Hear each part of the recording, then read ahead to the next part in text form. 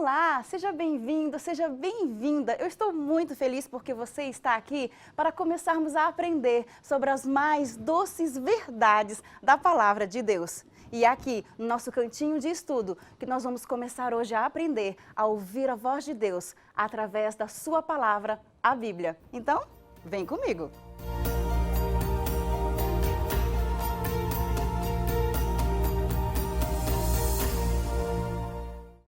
No estudo de hoje, nós contamos com a presença da professora Wélida Dancini, tudo bem? Tudo bem, vai ser uma alegria poder estudarmos juntos. Que bom. E o pastor Célio Longo. Tudo bem, Gislene? Tudo bem.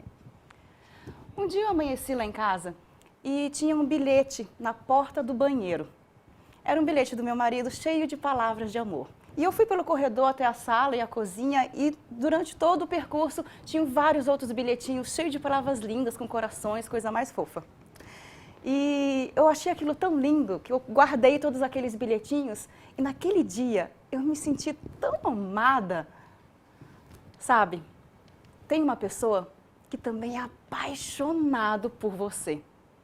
E por ele ter todo esse amor por você, ele deixou uma carta de amor, chamada Bíblia, dizendo tudo aquilo que ele precisa, que nós precisamos para sermos felizes aqui nessa terra. E agora eu quero saber dos nossos convidados como é que a gente consegue extrair toda essa beleza dessa carta de amor de Deus. Comecem aí, como é que eu posso começar a estudar, a extrair, a ter essas verdades através da Bíblia? Um texto muito lindo, eu particularmente gosto muito desse texto, é um que a gente encontra em Mateus 11, o versículo 28. Olha só que coisa interessante que diz aqui.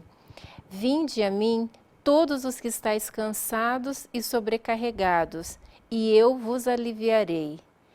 Esse é um convite que Deus nos faz, né? Porque nós andamos sempre tão cansados, tão sobrecarregados. Eu acho que faz parte da vida moderna essa questão de estarmos tanto tempo sobrecarregados, tantas atividades, e muitas vezes a gente tem dificuldade de encontrar pessoas que parem para nos ouvir. E Jesus faz esse convite. Vinde a mim, você que está cansado e sobrecarregado. E é muito comum estarmos cansados, né? E outro detalhe, Gislene, a professora leu aqui sobre o convite. Vinde aqueles que são cansados, sobrecarregados. Jesus também faz o convite no livro de São João. Diz aqui, João capítulo 5, verso 39, ele diz assim, ó, examinai as escrituras, porque julgais ter nelas a vida eterna, e são elas mesmas que testificam de mim. Então, ao mesmo tempo que você pode ir cansado, preocupado, ansioso para a Bíblia, Jesus também dá não uma advertência, mas ele fala com carinho para você também, através de João. Examine a escritura, aprenda dela. E esse examinar não é igual de médico não, né, pastor? Não, aquele na verdade, que olha para você e já prescreve coisa rápida, nem se preocupa você direito. vai estudar a Bíblia. Profundamente. Então, profundamente. É o que nós vamos fazer aqui hoje, é o que nós estamos fazendo aqui agora, que é examinar a Bíblia, examinar os versículos que ela tem, os capítulos. E com que finalidade a gente precisa examinar a Bíblia? Tem que ter um objetivo, como é? Então, lá na realidade, em 2 Timóteo, capítulo 3, o versículo 15 e o 16, olha só como que a própria Bíblia responde essa sua pergunta. Aqui diz assim, porque desde criança você conhece as sagradas letras, que são capazes de torná-lo sábio para a salvação mediante a fé em Cristo Jesus. Toda a Escritura é inspirada por Deus e útil para o ensino, para a repreensão, para a correção e para a instrução na justiça. Então esse verso ele nos mostra que toda a Escritura ela é inspirada por Deus, toda ela é útil. Muitas vezes as pessoas ficam pensando, mas será que a Bíblia toda ela teve essa inspiração bíblica? Toda ela é útil ou será que só parte da Bíblia? Será que só o Novo Testamento que ainda é válido, que ainda é útil para nós? Essa é uma pergunta muito interessante. Como é que eu sei que a Bíblia toda é sagrada? Sim. Aqui no livro de Romanos, por exemplo, professora, capítulo 15, verso 4, diz assim, ó, pois tudo quanto outrora foi escrito para o nosso ensino, foi escrito a fim de que pela paciência, pela consolação das Escrituras, nós tenhamos esperança. Nós lemos que é para nós examinarmos, nós lemos aqui, o Hélida leu que a Bíblia ela foi inspirada por Deus, em outras palavras, no grego ali essa palavra inspirada é teopneustos, que é justamente o quê? Soprada por Deus. Então Deus ele utilizou de várias formas, de várias maneiras para transmitir essa palavra às pessoas. Né? Então, ela é uma palavra para nós nos dias de hoje, e ela foi escrita de uma maneira bem interessante, como você falou. Como ela foi escrita, de que forma, para quê isso foi escrito para nós hoje? Deus, ele soprou, deu a ideia para os seus profetas, ele inspirou os seus profetas, então esses homens, separados por Deus, escreveram aquilo que eles receberam de Deus, e está aqui para nós hoje a carta de Deus. Então não foi psicografado, né? Não foi apenas psicografado. inspirado e as pessoas escreveram nas palavras delas. Exatamente, e muito menos ditada também. Muito bem. Mas assim, falando ainda do sagrado, vocês estão dizendo que a Bíblia toda é sagrada. Sim. E ela toda foi inspirada por Deus. Mas não tem uns livros que tem numas Bíblias, outros livros não tem na Bíblia? Como é que eu sei se realmente aquelas partes também são sagradas? Como é que eu vou saber disso? Sim. Olha só, quando nós lemos, o Hélida leu aqui que toda a Escritura foi inspirada por Deus, quer dizer que tanto o Novo quanto o Antigo Testamento foi inspirado por Deus. Eu li aqui para vocês a respeito de João, examinar as Escrituras. Esse texto, quando foi escrito, só existia até então o Antigo Testamento. Entendeu? Verdade. Então, veja, Cristo, ele usou o Antigo Testamento, mas quando você vai, o Novo Testamento foi escrito 40 anos depois da ascensão de Cristo aos céus. Então, o Novo Testamento foi escrito também, e depois do Novo Testamento ser escrito, então, nós temos ali essa junção, aí onde nós vemos Paulo dizendo que toda a Escritura é inspirada por Deus. É bem verdade que a história nos fala a respeito da canonização da Bíblia. Veja que os judeus, eles já, digamos assim, separaram os livros, ali a Torá, os livros proféticos, os livros poéticos, os livros históricos, os profetas. Então, essa canonização já começou com os judeus, lá do Antigo Testamento. Depois nesse hiato de 400 anos, houve essa chamada de judeus também escrevendo livros a respeito de comentários da Bíblia, a respeito de algum profeta. Esses livros chamados de ocultos ou livros apócrifos, digamos, eles surgiram no Antigo Testamento e surgiram também no Novo Testamento. No Novo Testamento eles escreveram a respeito de Paulo, a respeito de outros autores ali. No entanto, esse processo de canonização foi importante, porque se toda a Bíblia é inspirada por Deus, ela passou por esse processo. Então, depois, nesse processo com os pais da igreja, Eusébio de Cesareia, Orígenes de Alexandria, até que no ano 321, na verdade, nós temos ali esse processo consolidado, que na verdade eles passaram ali por 4 processos. Inspiração da Bíblia, ou seja, eles concordaram, os pais da igreja concordaram que o Novo Testamento, eles tinham uma aceitação universal, uma doutrina universal e também a autoria dos apóstolos. Então, esses livros apócrifos que você está dizendo, eles não foram inspirados por Deus? Eles não foram inspirados por Deus. Eles têm o seu conteúdo histórico muito importante. Eles são fiéis à história. Mas, por exemplo, que nem o livro de Tobias. Livro de Tobias, capítulo 6, eu até anotei, verso 5, verso 8. Fala a respeito se você pegar um coração de um peixe, colocar sobre uma brasa, você vai ter que pegar aquela fumaça e colocar para uma pessoa que está endemoniada. Ora, isso daí é uma superstição, isso aí é um costume, mas não tem nada a ver com a palavra. Então foi isso que os pais da igreja, que as pessoas foram separando para ver aquilo que era doutrina, aquilo que não era doutrina. Então, que era coeso com o restante da Bíblia? Exatamente. Então, os livros que ficaram são aqueles que têm a mesma linha de raciocínio, por assim dizer. A mesma coesão. Eles têm, digamos assim, uma estrutura literária diferente, mas eles têm a mesma coesão, a mesma linha de pensamento.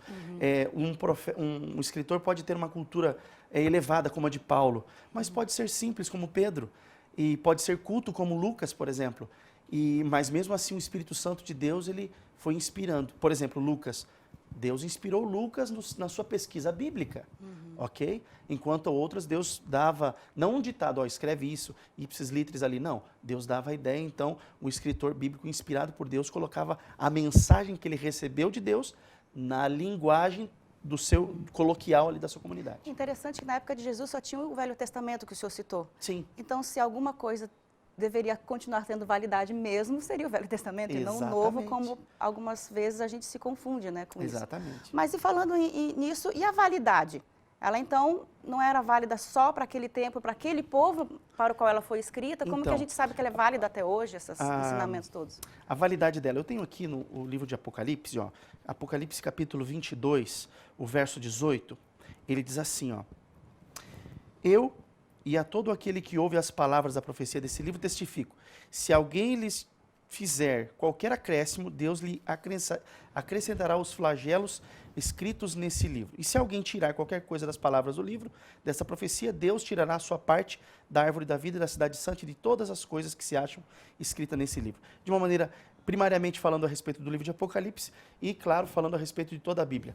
A Bíblia sempre, ela foi válida para todo sempre, ela sempre foi válida. A Wélida tem até um texto interessante aqui é um texto muito conosco interessante, em Malaquias, no capítulo 3, o verso 6 diz: de fato, eu, o Senhor, não mudo. Então, é muito importante a gente saber que Deus, Ele é o mesmo ontem e vai ser eternamente. E a palavra de Deus, que retrata o caráter de Deus, ela também não muda. Então, a gente pode confiar na validade da palavra de Deus, tanto o Novo quanto o Velho Testamento, porque Deus, Ele é o mesmo em todas as épocas. Mas vocês concordam comigo que às vezes é difícil aprender as coisas que estão na Bíblia? Sim. Como é que eu consigo, com que atitude eu tenho que ir à Bíblia para que eu consiga entender essas profundidades todas? Então, Gislene, a Wélida leu, nós lemos, estamos lendo, nós estamos indo direto aqui ao ponto, ao foco. O livro de Isaías, capítulo 28, o verso 10, ele diz assim, ó, porque é preceito sobre preceito, preceito e mais preceito, regra sobre regra, regra e mais regra, um pouco aqui e um pouco ali. Veja que a Bíblia, como eu falei, ela tem um pensamento linear. Então, para entender, por exemplo, o Apocalipse, eu tenho que entender do Antigo Testamento. Né? Ela vai se auto-revelando, mas eu tenho que ter uma atitude de humildade para chegar na Bíblia. Eu tenho que ter uma atitude de humildade para aprender sobre ela. Quando ela foi inspirada, ela foi soprada por Deus. Aí agora eu tenho que pedir iluminação de Deus para poder entender, porque a iluminação é influência do Espírito Santo para eu poder compreender a Escritura. Então eu tenho que ter humildade e falar, Senhor, o que o Senhor quer dizer para mim? O que essa verdade me mostra hoje que eu posso aprender e posso aplicar? A Wélida leu na Bíblia que ela estava lendo até os nossos dias. Seca-se a erva, vai tudo embora, mas a palavra de Deus permanece. Porque Deus é eterno. Deus é eterno. E agora uma coisa interessante é que ao estudar a Bíblia, nós precisamos ter humildade de ouvir essa doce voz de Deus que é revelada através da Bíblia e colocarmos em prática também. Muitas vezes a gente ouve interpretações bíblicas de pessoas, na realidade opiniões de pessoas, e o sincero estudante da palavra de Deus precisa buscar o que a Bíblia diz sobre os diversos temas e não apenas a opinião de A, de B e de C. É importante que a gente busque na palavra de Deus e sigamos aquilo que está profundamente descrito na palavra de Deus. Então, e não a minha Deus, opinião pessoal, né? Então, Sim. o próprio Deus, ele pode me direcionar enquanto eu estou estudando a Bíblia. Exato. Gislene, o nosso programa aqui, A Mais Doce Verdade. Olha que bonito esse tema. A mais doce verdade. O nosso projeto, Projeto Mel, Mulheres Evangelizadoras Levando Luz. Nós temos que fazer igual as abelhinhas. Ir direto na colmeia, ir direto na fonte, ir direto no favo. Não pegar a palavra de Deus na prateleira do supermercado, o que fulano diz, o que Beltrano falou, não é, Wélida? Exatamente. Nós temos que ir à fonte. Assim como a abelhinha vai direto à colmeia, nós temos que ir direto à fonte, ir direto à colmeia, ir direto à palavra.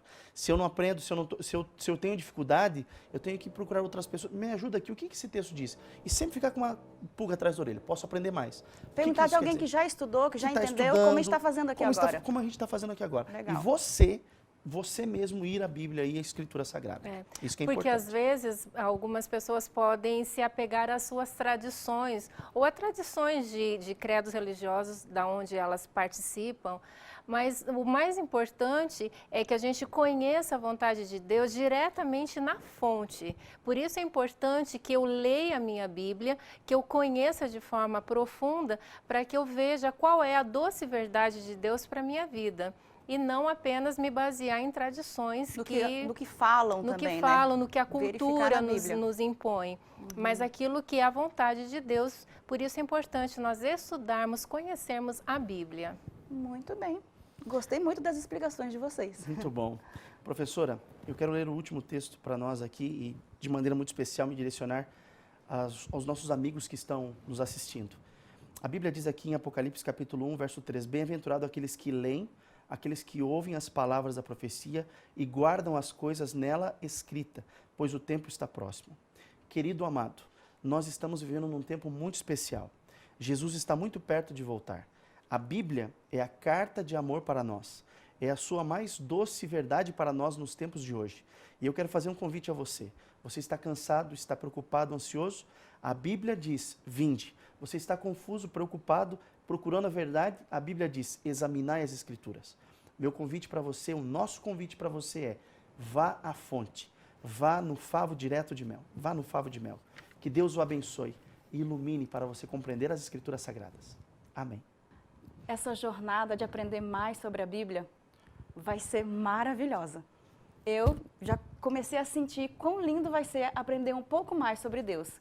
Então, eu te aguardo até o próximo estudo.